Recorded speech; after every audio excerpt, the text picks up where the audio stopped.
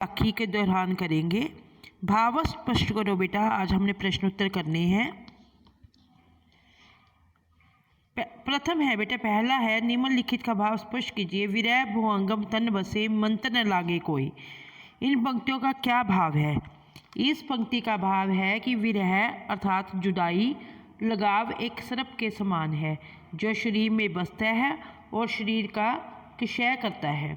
वह विरह रूपी सर्प पर किसी भी मंत्र का प्रभाव नहीं पड़ता है, क्योंकि यह विरह ईश्वर को न पाने के कारण सताता है।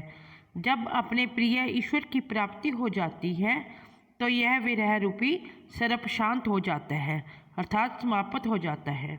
ईश्वर की प्राप्ति ही उसका स्थायी समाधान है। कस्तूरी कुंडली बसे मृग ढूंढे बनमाही। हाँ जी, इसका भाव स्पष्ट करेंगे।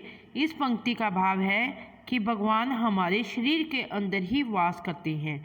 जैसे हिरण की नाभि में कस्तूरी होती है, पर वह उसकी खुशबू से प्रभावित होकर उसे चारों ओर ढूंढता फिरता है, ठीक उसी प्रकार से मनुष्य ईश्वर को भिन्न स्थलों पर और अनेक धार्मिक क्रियाओं द्वारा प्राप्त करने का प्रयास करता है, किंतु ईश्वर तीर्थों, जंगलों आदि में भटकने से नहीं मिलते, वे तो अपने अंतःकरण में झांकने से ही मिलते हैं। हाँ जी, थर्ड भावार्थ, जब मैं था तब हरि नहीं, अब हरि है मैं नहीं। इसका भाव यह है कि जब तक मनुष्य के भीतर अहम की भावना अथवा अज्ञान रूपी अंधकार विद्यमान रहता है, विद्यमान होता है बेटे मौजूद, जब तक उसे ईश्वर की प्राप्ति नहीं होती, लेकिन अहम के मिटते ही ईश्वर की प्राप्ति हो जाती है, क्योंकि अहम और ईश्वर दोनों एक स्थान पर नहीं रह सकते। ईश्वर को पाने के लिए उसके प्रति समर्पित होना आवश्यक है।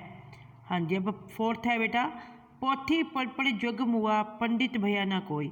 इसका भाव यह है कि पोथियों अर्थात ग्रंथ वेद पढ़कर मनुष्य को ज्ञान की और ईश्वर के सत्य की पहचान नहीं हुई, अर्थात ऐसा करके आज तक कोई भी पंडित नहीं बन सका।